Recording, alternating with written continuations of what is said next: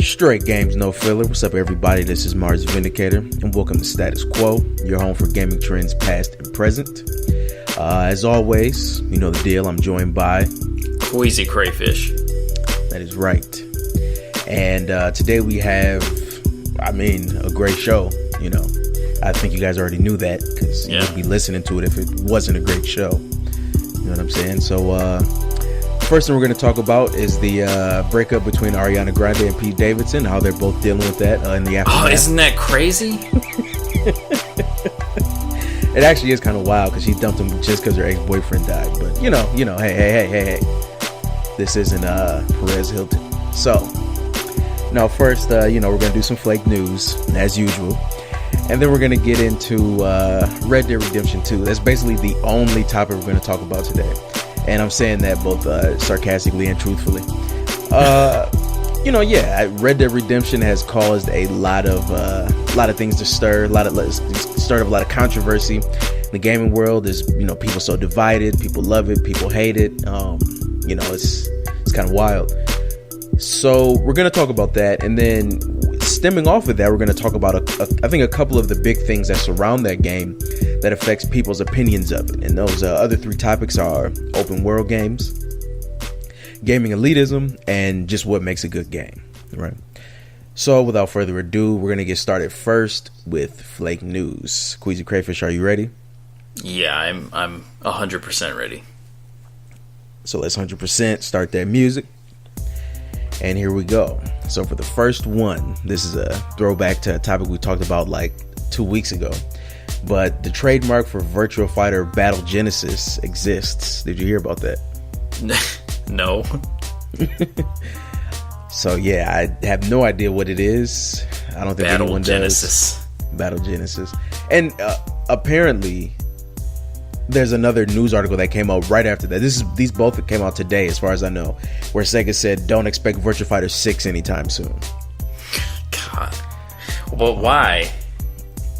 Because they're Sega, as if, they said that like Virtua Fighter 5 just came out or something, Well, look, we just completed a long development process on Virtua Fighter 5.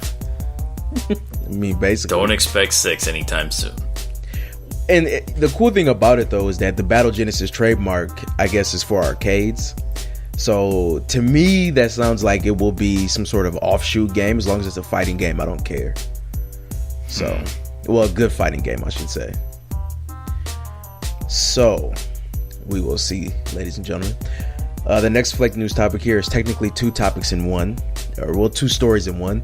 So a bunch of people thought PT got disabled, and then they found out PT wasn't disabled. What? How? Was it just like down for a minute or something to the people that had it? Yeah, I guess people thought there was an update that if once the update downloaded, even if you had it, it just wouldn't work anymore. But then Konami, I guess, said that they didn't do that.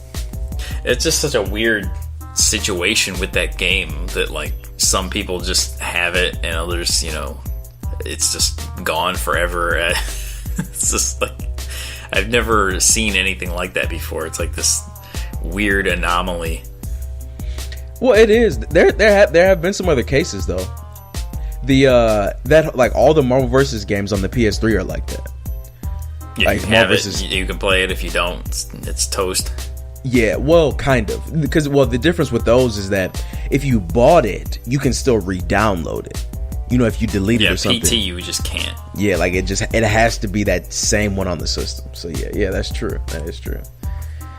Damn. So, the next flake news topic is 2B from Nier Automata being a guest character in Soul Calibur. Yeah. Wah, wah, You don't sound happy. I mean, I guess, this was, we didn't really get into this during our last discussion about what makes great fighting game characters, but I think a big part of that is like sexualization of characters, and like 2B is perfect for if you're into that. If you're into your female characters in fighting games being whatever, wearing leather and doing all kinds of stuff, then perfect, you know. I mean, yeah, I guess. I mean, 2B. I mean, you act like. I mean, we have Ivy, for Christ's sakes, in that game. Right. She's nowhere near even as bad. No, as but Ivy. I mean, you know, all the perverts out there were going hard for 2B though. Were they? I mean, I didn't even really look at it like that. It's like the most that. requested character. Was it because is it because of that though? Oh yeah. I mean, I don't know. I'll have to look that one up because I feel like 2B. I mean, yeah, don't get me wrong. She definitely has a look to her. You know, she definitely can be sexualized, but I feel like she isn't as bad. And I like 2B being in the game. I like 2B because I like Nier Automata a lot. My thing with it though is that we could have gotten some Soul Calibur characters first, or characters that matched the timeline. So I like 2B, but I kind of don't like it for that reason. I think they wanted to make a big splash. I mean, you know, they just announced Negan, you know, for Tekken 7. I think they wanted to do something that was gonna, because Soul Calibur characters are just, I mean, there's already so many returning characters in that game. I feel like that they probably just wanted to, I'm sure like later DLC characters will be returning characters, but I think for this first big DLC one, they wanted to make a big splash. So no, yeah, that's true. They kind of have to save him because, as we kind of discussed, either on the record or off, I can't remember, but pretty much all that's left is one of the two Korean fighters, Hwang or Yunsung. Yeah, no one's out there like, oh, when are they going to put Rock in the game? Right, exactly. Maybe Setsuka, you know, but oh yeah, I think she's a good one. She's got to be in there. Right. So yeah, but yeah, that's an interesting take on the whole 2B situation. Next is Diablo Immortal. Have you heard about that? This is a cell phone one? Yeah, and apparently and you know, I saw this article that said everybody complaining about Diablo Immortal are just entitled bratty gamers, but I really don't think so. I really don't think so. Where'd you read that one? Yeah, I mean, it was probably Polygon. I don't know. Probably is. Some outlet that doesn't play games that It was just right on Google. But yeah, I mean, I don't think that's the case. I don't get me wrong. I don't for a second I think that there aren't a lot of entitled whiny gamers out there. That for sure is the case. But you can't just take this, you know, PC game, console game, you know, that, you know, has all these different elements to it and is, you know, so deep, you know what I'm saying, and then just like throw it on a cell phone. Yeah, right. People have the right to be upset with it. Yeah, I was just talking to a guy last night about this, and that's exactly what he said. He said, I mean, they're marketing to PC gamers, like perhaps one of the most hardcore groups of gamers. I mean, people that play like these Blizzard games and get so deep into it. Like, you know, the first two Diablo games were like, you know, they're still played today,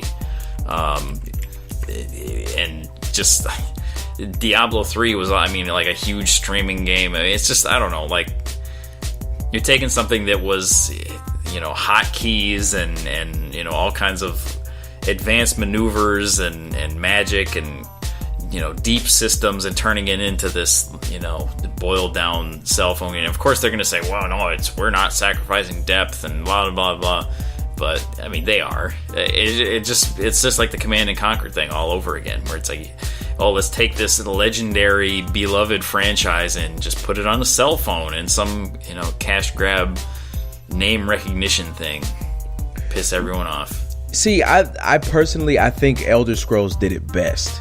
And the reason why I say that is that, at least as far as I remember, right, didn't they announce Elder Scrolls 6 the same time they announced Elder Scrolls Blades? Yeah, they did Blades first, and then they showed the Starfield, and then Elder Scrolls 6. And 6, right? So, yes, I get it, right? Elder Scrolls 6 is still a ways off. But I think you just having that peace of mind of knowing that is still coming, you know, then you can look at Elder Scrolls Blades as like this little break game. And then, you know, so people will look at it as such, and then they'll probably start playing it, and then they may realize that it is cool, that they actually like to play it, right? But what sucks about this Diablo thing is, you know, they've been re-releasing Diablo 3 now for a while, right?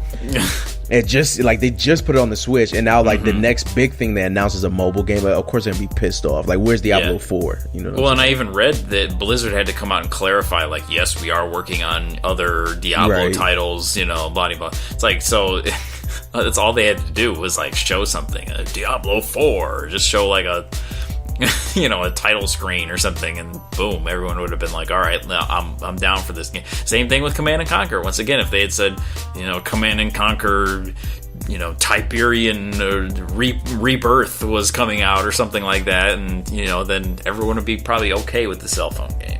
Right. Yeah, exactly. I mean, like you guys aren't Pokemon. You're not Pokemon Go. Like, I know Let's Go was announced a lot later, but it wasn't like Pokemon had been steadily coming out with main games. I think Sun and Moon had either just come out or about to come out when Go, was brought up. You know what I'm saying? So, like, yeah, you can't do that. And so for our final topic is the final list for the PS1 Classic. Oh, yeah. Did you see that? I read it. I don't remember anything on it. I remember Siphon Filter was on it. And I'm going to give you the whole list. Okay, let's hear the list. So we have Battle Arena Toshinden, Cool Borders 2, Destruction Derby, Final Fantasy VII, Grand Theft Auto, Intelligent Cube, Jumping Flash, Metal Gear Solid, Mr. Driller, Oddworld Abe's Odyssey, Rayman, Resident Evil Director's Cut, Revelations Persona, Ridge Racer Type 4, Super Puzzle Fighter 2 Turbo, Siphon Filter, Tekken 3, Tom Clancy's Rainbow Six, Twisted Metal, and Wild Arms. I don't... Intelligent Cube. I don't know. What are your thoughts? It sucks. I was just like, where's Crash Bandicoot? Well, okay, and see, and that's the thing. To me, the PS1 Classic was kind of doomed from the very start, because for one, not only are a lot of these games, I knew of most of the games that were going to put on it were going to be downloadable on the PlayStation Store anyway, or like dirt cheap, right? They're doing the Spyro and the Crash remakes. They're not going to cannibalize themselves. Right. If you guys really want to play the original versions of those games, well, I mean, even still, you can just go download those if you must play them, right, on a PS3. But just give me the remakes. You know what I'm saying? Like, I'm not even going to front here. Just give me the remakes. And then with a lot of these other games, honestly, again, you can download a lot of them on the PlayStation Store, and some of them are just ridiculous decisions, like Revelations Persona. That's like an absurd inclusion, if you ask me, because that's the first Persona game. It was very rare. It's a really rare game now. It still costs like complete is like $200, but from what I hear, it's not that good. And well, in comparison to the other Persona games, and Final Fantasy VII, Wild Arms, and Revelations Persona are just like, obviously Final Fantasy VII, but those other two are just not the first two games you go to when you think about PlayStation JRPGs. Right. You know what I'm saying? Like, well, just the inclusion of Final Fantasy VII I think is stupid too. I mean, you can get this on virtually everything. They're remaking the game in full. Exactly. Yeah, it's Metal Gear Solid, like it's been re-released multiple times. The exact same version. You can download that everywhere. Tekken 3, I don't think is available to download on the PlayStation Store, but you can get that game for like $5 to $10 and play it on a PlayStation 3.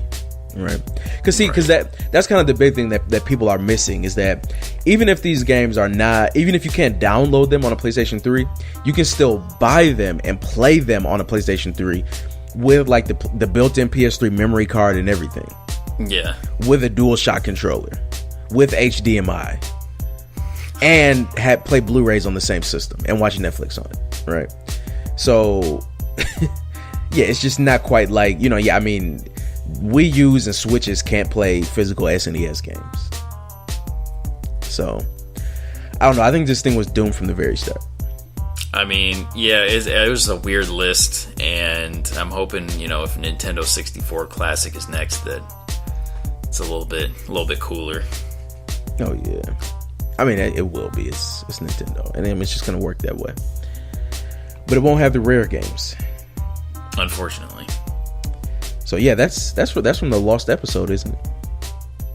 Yeah, it is episode 4. Right. So yeah, fans, we'll get back to you on that one. We'll just say that much.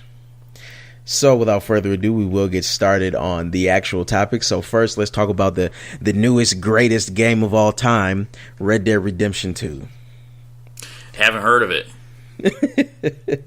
Well, if you didn't know, it's literally a cowboy simulator that, if you ask me, I feel belongs more so in a museum than it does on the shelves of GameStop. But who am I? Who am I? So yeah, I'll just kind of give a little bit of opinions on this game. I did buy it at release. I will say one thing that I was kind of surprised about was that if you remember a little while ago when I went and got I can't remember what game it was now, which makes sense because everything was forgotten. It might have been that whole Destiny 2 thing, but I was kind of under the impression that midnight releases were kind of dead, right? But the Red Dead Redemption 2 midnight release was kind of wild. There was a lot of people there. The line was kind of out of the door. There were at least 100 people at my local GameStop, and I don't live in a big city, so I can only imagine what it was like in bigger cities. Well, it's like a fairly big city, moderate, it's like college town. But either way, there's that. So I knew a lot of people were gonna buy it and were playing this game. When I got it though, and I put it in, I just wasn't that impressed with the very beginning of the game.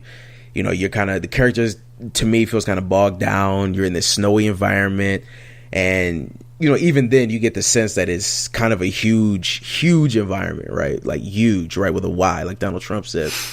And then once you kind of get past that and you get into like the actual, all right, here you are, it's your little base camp and the open world, it's there, right? And it's just this crazy world. And then I tried to go to the camp and get a haircut, and then they were like, you got to have pomade if you want this haircut. And I was like, where do I get pomade? And then I cut the game off. So, that's pretty much my experience with it. No, I mean, there were a couple other things. Like, I got on my horse. Did you shoot anybody? No, I didn't shoot anybody. Like, I was like, let's get on the horse and get out of town, right? And I got out of town, and I accidentally ran over a dude, and I was instantly wanted for murder, right? And I couldn't do anything, and I had this debt to pay off that was more than the money I had. And I just, what I felt from the game immediately was that it was going to be, in my opinion, a chore, right? I'm not saying that chore games are bad, because I think you can have fun with them. But for me, just for the sheer fact that, number one, this wasn't my character, like a game like Skyrim, would be. And then the fact that now, and then on top of that, it's going to be like a chore to do all this stuff. You got to go here and go there and, get on your horse and take it there. I just didn't want to play it. I just did not want to play it. And so it's just been sitting now for the past week. So what makes you say that you just didn't want to play it? This is, I think you're getting at kind of the open world fatigue at this point. Yeah, exactly. Yeah, we could just move right into the next topic, which is, like the open world. And yeah, I kind of think this is a big thing that, should be addressed when it comes to video games. Open worlds are dope, right? We all know that. I'll never forget the experiences I had playing Elder Scrolls 4 for the first time, playing GTA 3 for the first time, playing, what else? Because, some retroactively, some games don't even feel like open worlds anymore, right? Like Mass Effect seemed like an open world back then, but it doesn't now. But yeah, like Mass Effect, any of those games, any game that was not just level 1, do something level 2. I mean, you could go back to Ocarina of Time. Exactly, yeah, Ocarina of Time. So that was a very cool thing, and we came from this point to where, if you kind of look at Ocarina of Time as being one of the first big console open world games, we moved then into the realm that we are today, where You know, you got all these day and night cycles. People remember what you did. They remember what you said. You have to go buy clothes. You got to take showers. You know, you basically have to take care of yourself. You know what I'm saying? You forge relationships with people. You forge romances. Some games, you know, continue the decisions in the open world in the sequels. You know what I'm saying? We've seen pretty much everything that isn't boring, right? And to me, I guess what I feel with Red Dead Redemption 2 is like now we're starting to get boring, right? I don't really want hair growing to be a mechanic in my game, right? Yeah, like it's a funny meme how you can go to the barber in San Andreas and walk in there with, you know, braids, and then he like turns on some clippers and now you have an afro, right? It's hilarious, but it's just the way a game works for me. It's called character customization. Exactly, right? Not character raising, you know what I'm saying? I'm just not that interested in having to buy pomade for my hairstyles. You know what I'm saying? That's something that you have to do in real life. I feel like, San Andreas really, because remember you could get fat in that game, and you could you could do all that kind of stuff, and that was like jaw dropping at the time. But even then, I feel like I was kind of like, I kind of wish this wasn't in the game, because to me it's just, I don't know, it was just weird. Like, you know, one moment you're, you know, 250 pounds, and, you know, in the next minute you're 500 pounds, and the next minute you're back to, you know, 150, and, you know, just from like eating hamburgers and riding your bike or something. It was just really bizarre. I mean, I understand. It was Rockstar is always like this, where it's like, you know, here's this thing you've never seen in a game before, and then you see it, and then you're just done with it. You know, like you've seen it now. It's not exciting anymore. And I feel like that's kind of what I mean. Like the fact that I think you're definitely right that we're into the boring stuff. Where the fact that they're like focusing on like horse testicles shrinking in cold weather as being like this, you know, this amazing thing that's in Red Dead Redemption 2, and it's like, I mean, open world games are just virtually every game that comes out is like open world to some degree now. So I don't think it's really like amazing anymore to see a lot of this stuff. You know, to see like a vast landscape, especially in an old West setting where there's like, you know, I mean, I know Red Dead Redemption fans will probably be all upset, but like, there's nothing in it. You know, I mean, you know, what are you talking about? There's a million things to do. You can go hunt bears, and you can go, you know, shoot coyotes, and you can, you know, who knows whatever else. But I mean, like, all of that stuff is things that like Rockstar can just program in 5 minutes and then just place it everywhere in this vast landscape. I don't know. Open world games, they're like this formula, and I think some companies do it better than others. I've, you know, infamously perhaps been very much against like especially like the older Assassin's Creed games, where it seemed like every mission you did was just some like algorithm that, you know, randomly generated, you know, go to this waypoint and talk to this person and then kill this person and then come back, you know, and it just felt very inhuman and like a computer made the whole game. And I think Rockstar possibly, along with Bethesda, are two that, like, you know, do a better job at kind of getting the human element into the game, and I think that's why they're successful. But I mean, there's just so many open worlds, you know, in my backlog alone that I just bought the game today just because I'm intrigued by all these differing opinions on it and all the weirdness that I hear about the game. But, you know, I'm kind of intimidated going into it. No, see, and that's kind of the thing too. You know, I think a lot of the articles that I read, like I read this one guy who was saying, you know, if you think this game is boring, you're boring. Then he gave this little, you know, excerpt about, did this one mission, and then this guy came up and said this, and I was like, no, and then I killed him, and then his mother came, you know, it was like some little thing that, you know, anybody who's been playing a lot of games, right, has probably had an experience like this with an open world game. Now, I'm not going to say that maybe the ones in RDR2, like maybe they're a little more detailed, but I mean, we're kind of at the point now where I just rather be telling you that story about like my actual life. You know what I'm saying? And so what I think part of what this is too is not necessarily that Red Dead Redemption 2 is, again, it's not that it's necessarily objectively bad as much as me, Mars Vindicator, I'm just having a bit of open world fatigue.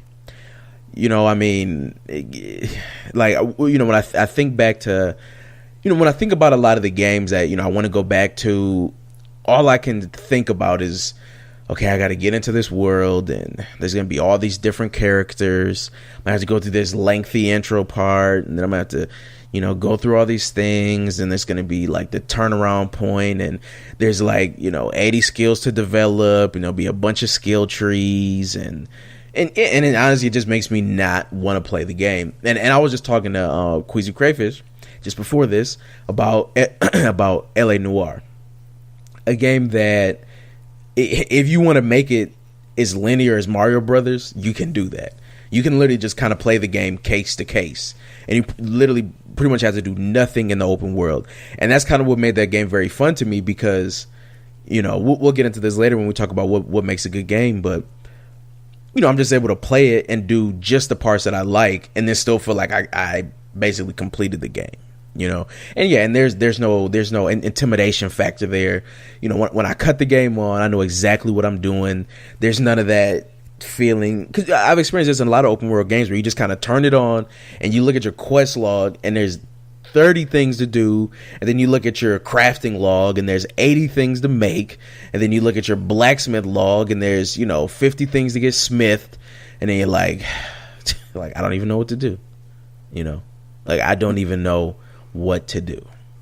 Yeah, you open up the menu, and a dialogue box pops up that tells you to go here and, you know, use the left stick to select the ingredient, and use the right stick to craft it with the, you know, the whatever, you know, the element, and you put them together and equip it in your hot bar, and it's just right. Like, you know, I think that's definitely incredibly fatiguing to me.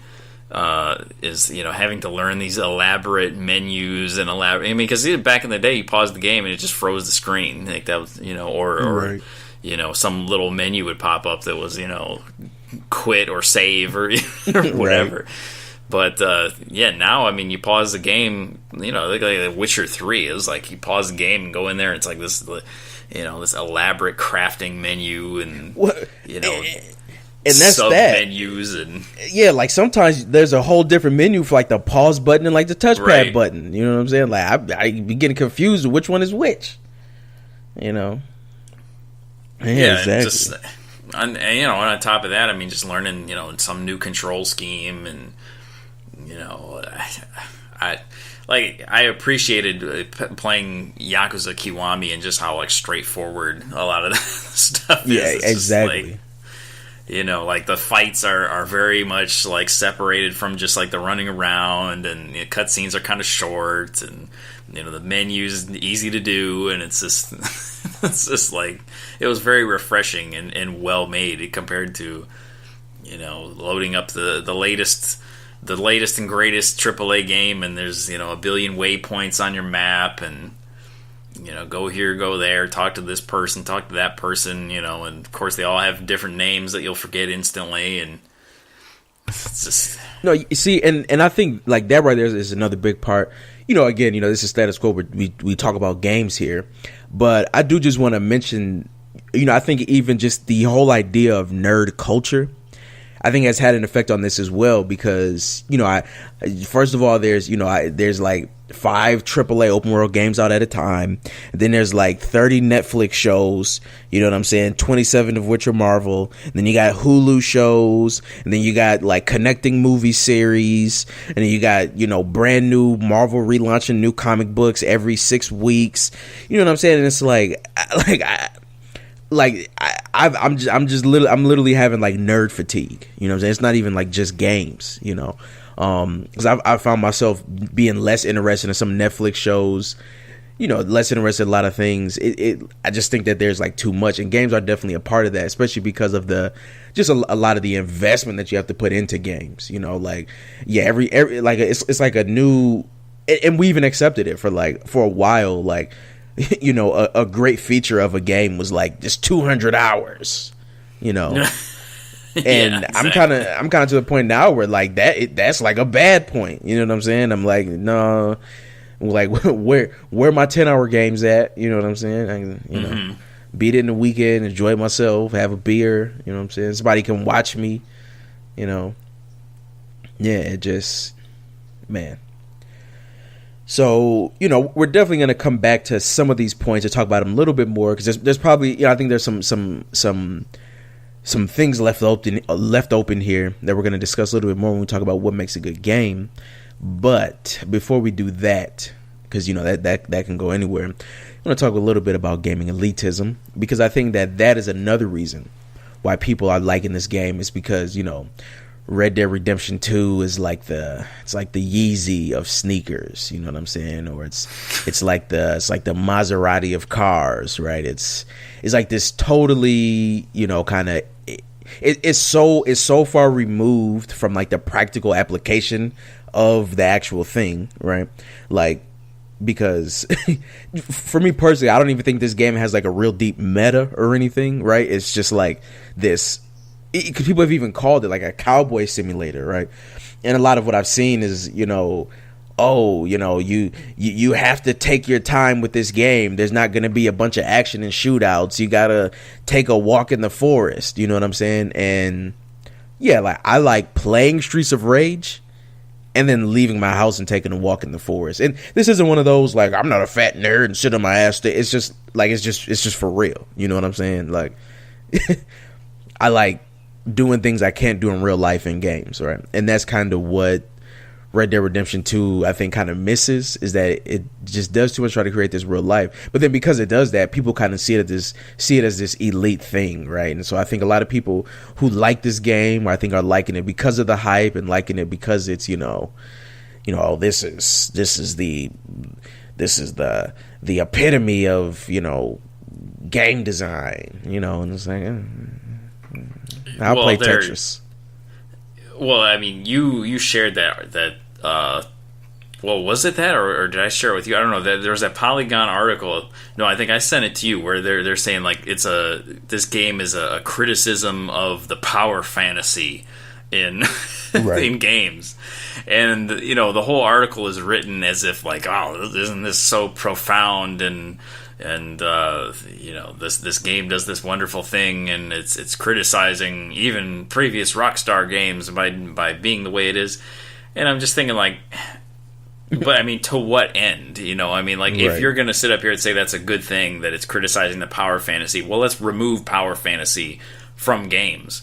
And what are we left with? You're left with like, Pac-Man or something. I mean, I don't know, but right. like a big part, even Sega, take Sega bass fishing. Even in that, you have a degree of power fantasy, because there's no way you're going to be able to be out there catching like 50 fish in a half an hour. Like in some random harbor in Japan or something like that. Just like in the blink of an eye. I mean, I feel like just like by sort of realizing these fantasies, it gives you that kind of the power. I mean, just the fact that you're an expert fisher like that, just by turning the game on, all of a sudden I have a chance to be an expert fisher. That's power fantasy right there. So I mean, even something as simple as that, like it needs power fantasy to function.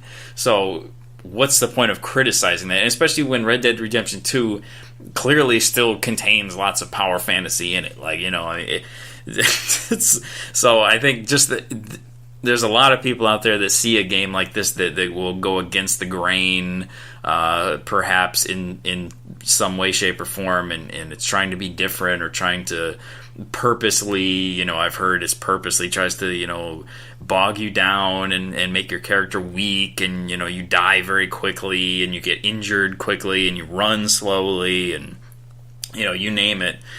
And people are turning that into like, isn't this... I'm into this thing that's not like other games, it's not like, you just get on the forums and it's, if you went into this expecting gunfights, then you're sorely mistaken. Go play your Call of Duty, scrub. Right. There's just, I think there's a lot of that, and I remember a lot of that from like playing the Souls games, where it was like, if you dared to go into some Souls community forum or make a video or you name it about some boss that's cheap or something you're having trouble with, or you can't figure something out, I mean, immediately it's just, you're just inundated with get good scrub, and like you need to pay more attention to your surroundings, and this isn't Super Mario, this is Dark Souls. Like there's like this willingness and readiness among, I think, certain fans of certain types of games, where people just want to feel elite and they want to feel better than. And I was lucky enough to get into the Souls games fairly early, so like it didn't really affect me as much. Like I was able to kind of, but I could see easily if you were like a newbie going into Dark Souls 3 and you had no contact with the community before then, like it would be extremely off-putting. Right. the moment you seek out help, or you get invaded by some guy who's showing you up or something like that. Like, yeah, you're just gonna be like, what am I playing this for? And I think just gaming at large is full of elitism now. I mean, I was kind of talking about this with Soul Calibur, where it's like, I used to love playing fighting games just kind of by myself, and I didn't know that I wasn't that good, but now it's like, just to get online and be competitive, you have to like know frame data, and you have to have combos ready to go, and you have to know the matchups. And Call of Duty, if you go online, you gotta, everyone's streaming and everyone's trying to get, the 360 no scope, and it's just like, I just can't deal with it. I just want to I think I'm just back to like, I just need to play single player games, at my leisure, at my own pace, take a lot of breaks, just chill out. Right. Just not down with the elitism. Well, and the one thing, I think maybe the thing, because the Soul Calibur, that was another thing we talked about off the record, and I think maybe where I kind of had like maybe a misunderstanding in the way you looked at it was, I think that it's, at least for me, I think it's important to differentiate like fierce competition and elitism, right? So what I mean by that is that I think you can be, okay, like say for instance, like if I'm like a really, really great Tekken player, right? And then somebody comes to me and then they're like, hey, like, how do I do this move or how do I do that? Like, I have no problem telling them things. I have no problem showing them things. I have no problem like having these matches where I'm kind of like going easy on them and showing them stuff, right? But then where I have a problem is like, okay, like I'm having a Tekken tournament at my house, right? And like 10 of my other friends are coming over who are all really good, right? And then like, if you get in that tournament and like get your ass whooped, like that's just on you. You know what I'm saying? And like, and like we're going to deal with you as such, right? So I guess the way that I've kind of looked at like the fighting game thing is that, because even if you're playing like non-ranked matches, like people are still going to be, like ridiculous, right? But I guess with fighting games, since even like the match is so fast, I guess I never really feel like the other person is like elite, or that I feel like there's like this elitism wall, because like that's just kind of what happened, right? Whereas like it's always different when I'm like playing Call of Duty and I'm in like this team match, and you're kind of like sitting there and you're talking to people, and then you're like, okay, like, so how do I do this? And they start like they just start flipping out. You know what I'm saying? Oh yeah. And right, yeah, exactly. And that's kind of where I think, shut up, bitch. Right, yeah, immediately. Right, yeah, like, you don't know that? Like, well, no, I don't. I just started playing it yesterday, and that's where I think that, what I'm saying, there's like a difference there, but like it's definitely true. You get these people who, well, yeah, but you could still get into fighting games for sure. Like, if you try to go up to some guys at an arcade and they, oh well, you noob, you don't know this, you don't know combos, or if they they speak to you in jargon after you told them you just started playing, like what's wrong with you? You know what I'm saying? Of course, I This don't know. guy This doesn't know how to deal with chicken wing on Wake Up. Right? Yeah, exactly. You know, This guy's a noob. So yeah, I mean, avoiding the puddle reference there to anyone who gets that, but dude, I don't even know that. Well, yeah, and I think that's a whole deep thing, probably about the whole historic thing about gamers even being gamers because they're like trash at sports and trash at life and have pimples. You know what I'm saying? And then now you have your thing over here, and then. And I've kind of been there before. Like I remember, like when I got to college and everybody was playing Halo. It's like, I mean, I didn't really play Halo, but I used to be thinking like, I'll be goddamned if these football players think they gonna fuck us up in Halo. You know what I'm saying? Like, right? Like you play D1 football, son. This is our world. You know what I'm saying? But yeah, it's all for me. It's all fun and games. You know what I'm saying?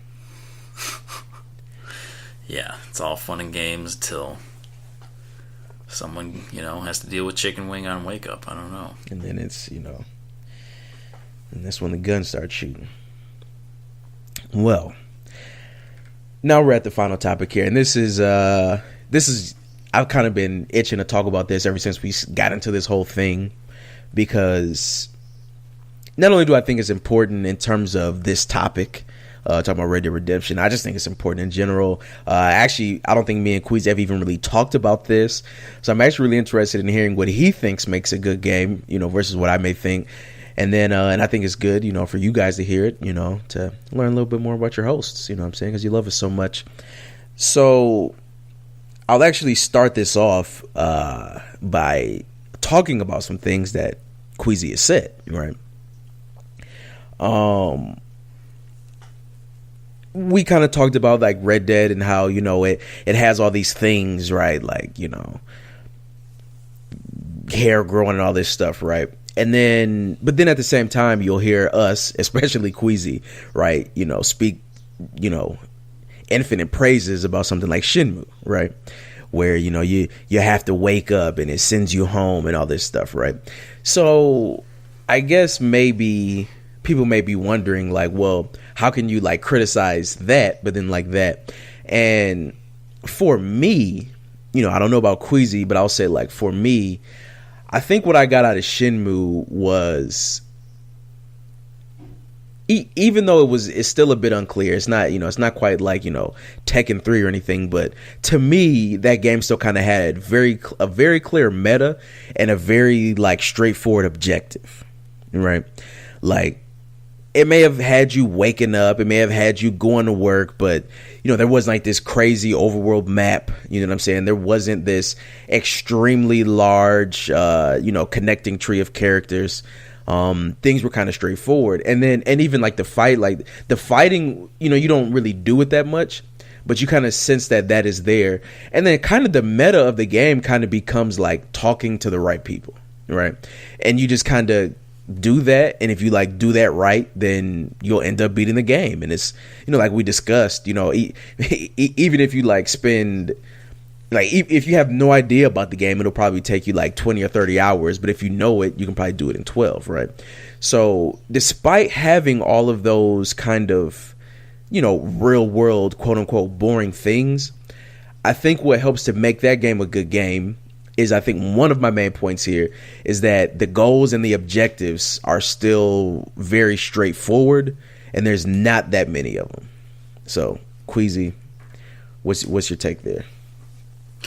Well, that's interesting. I wasn't expecting that. The goals are straightforward, and there's not very many of them, and objectives. Yeah, I think I'm trying to think of like others of my favorite games. I'll say if I'm playing as another character. What's that? I'll just throw that in there. Like if I'm playing as a character, okay. I think that means a lot. Well, yeah, I think for me, Shenmue, the thing about it that's so great is just like I just love the story and the way the story synergizes with the setting so well. Like that's, to me, I think that's the thing that's like nothing else can do it quite like that. That 1980s Japan setting, combined with this like martial arts movie revenge story, and the way it's takes the kind of quaint humble Japanese culture and plays with it with this kind of rough. Tracking down the gangs and stuff like that. Like, to me, like, it's the story that's so appealing to me. And I think that's, I'm not 100% sure of, like, what I think is, like, makes a great game, but I think story definitely is one of the things. I mean, it has to have a really compelling story, and I know a lot of games out there claim to have that. I know Red Dead Redemption 2 probably claims to have, all these characters are so compelling and so interesting and so original, but in my experience, there haven't been a lot of open world games that I've played recently that had that. I thought God of War had that. I thought just those two characters, Kratos and his son, were interesting. I mean, well drawn characters, and the story was straightforward. It was just like go go to the mountain, and that was pretty much how it goes. So yeah, I'm gonna say story. But I do agree. I think less objectives, or just clear, straightforward objectives, for me are a plus. I mean, I like mostly linear games for the most part. Right. See, okay, and so one thing that I will say that I've noticed is that the only time for me where I think I truly enjoy an open world experience, which is kind of why I haven't gotten into Assassin's Creed as much as I could have, or I didn't get into some of these other games, like why I can't get into Red Dead Redemption, is because for me, like, if indeed I'm going to be like totally experiencing a world, I feel like I have to be doing that as myself, right? So the thing I like about the Elder Scrolls is that the objectives in the game aren't necessarily like limited, but in a sense they are limited because you're only going to do what you want to do. You know what I'm saying? Like, seeing something like Red Dead Redemption 2, like I just can't feel like I'm really making choices if I'm playing as an established character. You know what I'm saying? Mm-hmm. Like, because at the end of the day, they're still kind of gonna put something on that or put a twist to that, or he wants to go over here and do this thing. But yeah, like, and no, like, there's nothing in the Elder Scrolls games that tells you like you should be in the Dark Brotherhood, right? Mm-hmm. And so, but I'm always going to do that in all of those games because I enjoy like assassin ninja stuff, right? Like I never really take part in the Fighters Guild that much, right? But like Dark Brotherhood and like Mages Guild is something I always find myself doing. And so I think if indeed the game is going to be like truly open and have all these things for you to do and have all this stuff for you to craft and, all this stuff or whatever, you have to be a blank slate. Now, I'm not going to sit up here and tell you that I've never enjoyed a game where it was open and then I played as a character, like, because I have, you know what I'm saying? But I think like if I'm talking about like my, like my number one optimal game here, right? Like that character is going to be me. So, yeah, I think, well, going back to Shenmue once again, I think the thing about that is like, because you play as a character. And I think the thing that was interesting about that game is that it's set up in such a way to where you can't be anyone else. Like, I feel like in Red Dead and Grand Theft Auto and a lot of these games where you play as characters, like, or Assassin's Creed, or you name it, like you go, you're in the cutscene, the guy is, whoever you're playing as is saying, whatever they'll say. Oftentimes, they'll respond to somebody and you won't even care about the conversation. You're just trying to get through the conversation. You're just selecting things. You're not really caring, and they'll say things that maybe aren't even worded the way you would have wanted it to be worded to the other character, and or even worse, you'll be in a cutscene and your character does some noble thing, and and they're they're great and they're honorable or whatever, and then the game starts and you just go kill some stranger on the street, for no reason other than you felt like it, and that just attacks it just doesn't go together at all, Right. And I think that's what, like, Shenmue, like, you just physically cannot do that. Like, it just does not allow you to be a rude asshole in the game. Like, And so you really get invested in that character, because you're being forced to play as him, like there's just no other option. If you don't want to do that, then the game just shuts down on you. You just can't play it. And so, yeah, I mean, when it comes to like blank slate, create your own character, I'm actually, I see what you're saying, and I would agree that if you're going to be in like an Elder Scrolls world or something like that, I think it's more beneficial to be your own character. But honestly, I just don't want to do that, and I'm not interested in that like at all. Right. like creating your own character and walking around in some world and being yourself, because I always know somewhere deep in the back of my mind that there's like everything that happens to me is just based off of some limited number of things that are programmed into the game, and they're gonna go out of their way to not say my name because the characters can't pronounce it, and they're gonna go out of their way to perhaps use like neutral pronouns or something like that in some cases. Who knows? But I mean, I don't know.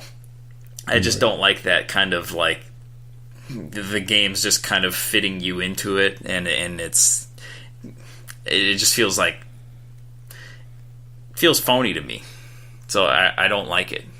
That's probably why I never got too much into Elder Scrolls games. Right. No, I can definitely see that. You know what I'm saying? And that, I think that's just a thing, everybody's going to have, this thing that makes them like a game, like more or less. And so I think one thing is because you always give the example about like you can do this thing and then after that, like you go and then you can just like kill someone, right? I feel like I get that example, but I feel like there's not that many open world games that have that mechanic in it. And so for me, I think it's actually like deeper than that, right? Like, see, like Shenmue, for example, especially now, like I wouldn't even really consider that like an open world game. So I don't even really like judge it based on those pretenses. I guess I was more so talking about just like the kind of quote unquote boring things that are in it. But yeah, I think for me, why I like Shenmue, right, is that like it isn't open. You know what I'm saying? Mm-hmm. Cause yeah, in the new Assassin's Creed games, like, yeah, in those, like, you can't just attack or kill anyone, if I'm not mistaken, right? You can like only fight, you know what I'm saying, like the people that you're supposed to fight.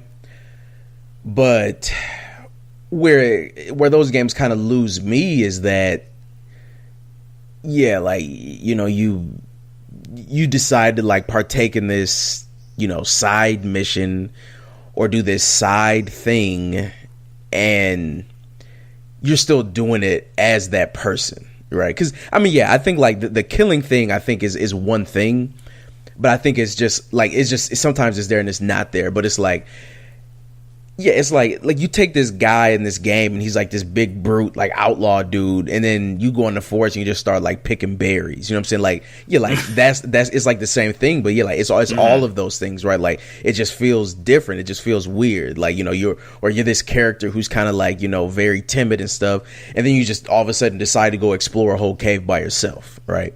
Yeah, like it really like pulls you out of that character. So yeah, I do agree with that. And I mean, yeah, like in the games where you can kill people, you know what I'm saying? Like that's one thing, but I think it's like a large number of things, you know what I'm saying, that can like pull you out of the character. Yeah. You know what I'm saying? And so, yeah, so I definitely see that. I think another thing too here that's really big to mention, of course, is that, which I should have brought up in the first place, is that I guess we're talking about what makes a good game here, but there's definitely a lot of things that are built into this, right? Like, of course, I'm never going to judge a fighting game by the same, rules that I would judge an open world game by, right? Like an open world RPG, or a puzzle game or something, right? So, there's that.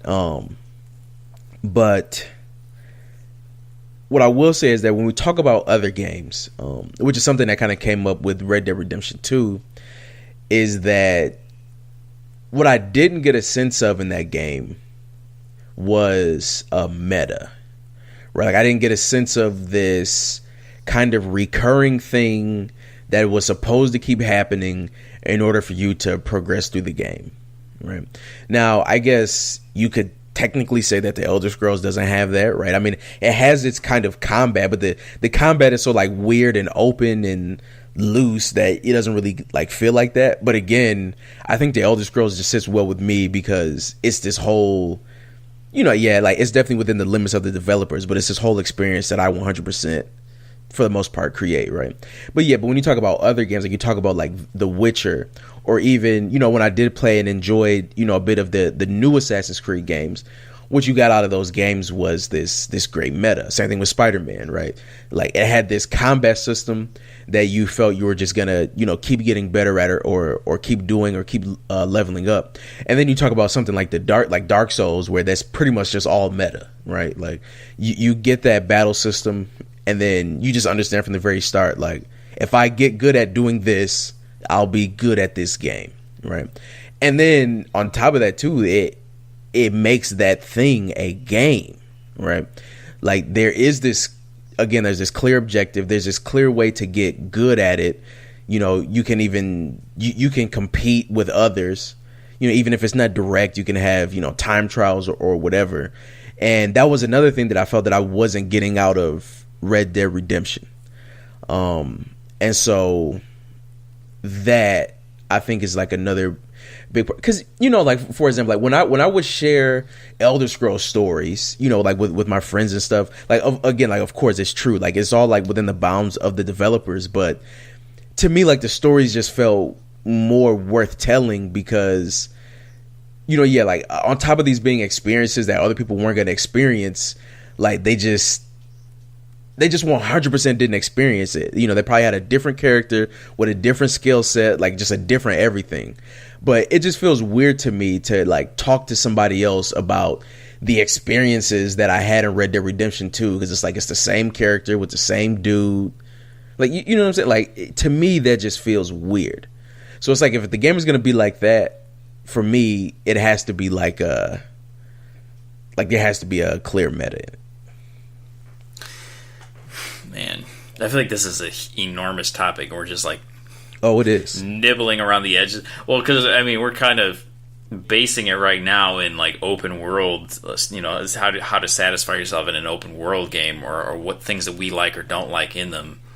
Right. But yeah, I mean, like I feel like at the core of this, there has to be some basic thing that can apply to even fighting games, strategy games, puzzle games,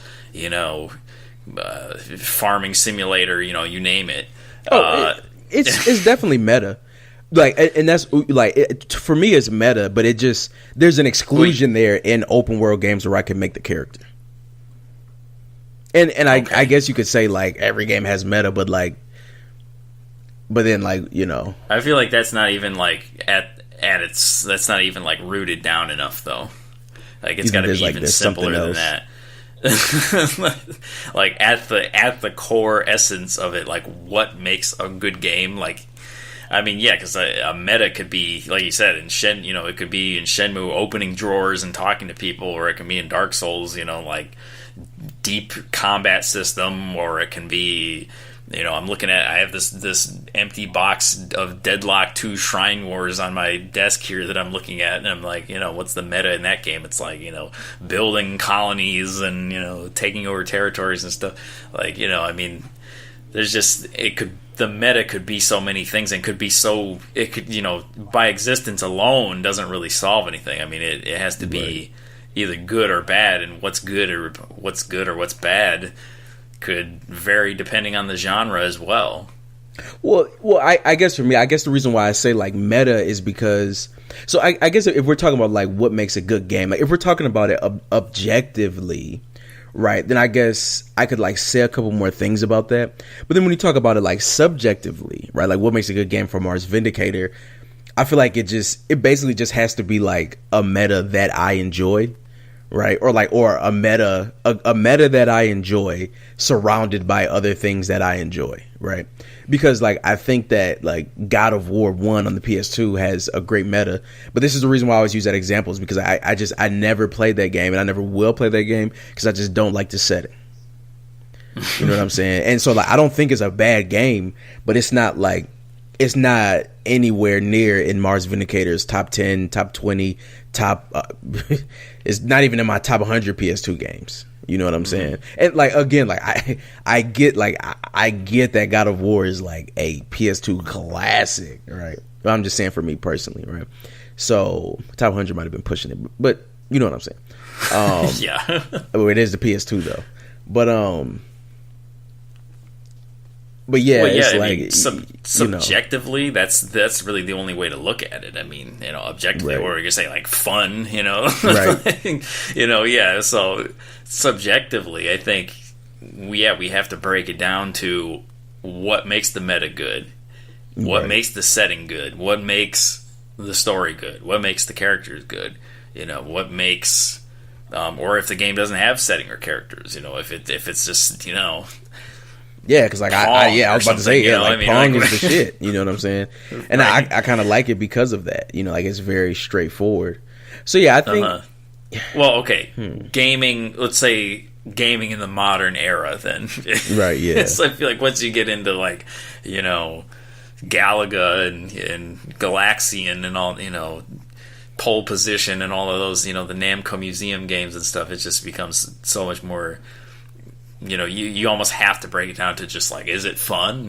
But I mean, well, yeah, but I mean, I do agree, but see, because I think one of the big things, like one of the things that I've noticed about Red Dead Redemption, one of the things that I noticed about a lot of other games, well, just some other games, is that like sometimes they don't even feel like games, right? And that's something that I'm kind of looking at here, is because we have to think about what is a game, right? Because a game is more than just a video game, right? Like, we call a lot of sports games, we call board games games. They all kind of revolve around this kind of like thing that you attain, right? And you attain that thing at a better rate than other people attain it, right?